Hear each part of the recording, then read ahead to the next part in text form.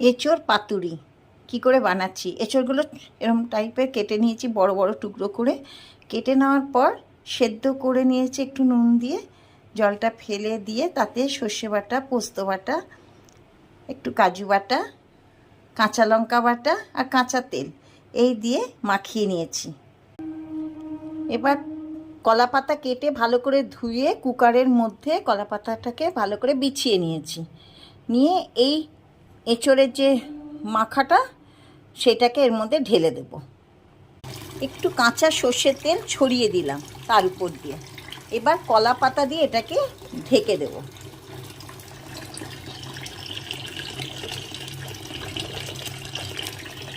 তারপরে স্টিমে দেব। এবার স্টিম দিয়ে নিয়েছি। এবার আমি খুলব 15 মিনিট বাদে। 15 মিনিট বাদে খুলেছি। খুলে